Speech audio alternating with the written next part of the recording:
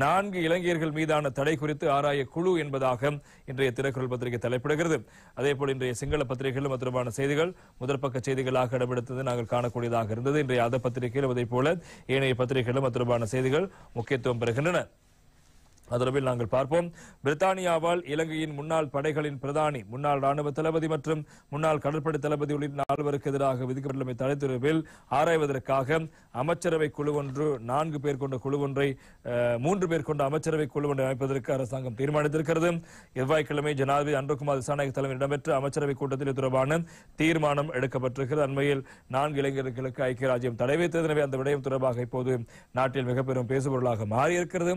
எனவே அந்த விடயம் தொடர்பாக ஆராய்வதற்காக இப்போது நீதிமன்ற ஆராய்வதற்காக அமைச்சரவை ஊடாக 3 பேர் கொண்ட குழுவை நியமிக்க அமைச்சரவை அனுமதி வழங்கியிருப்பதாக நேற்று அமைச்சர் நலிந்த ஜாதிஸ் அவர்கள் தெரிவித்த கருத்து முக்கியமாக இருப்பதை நாங்கள் காணலாம்.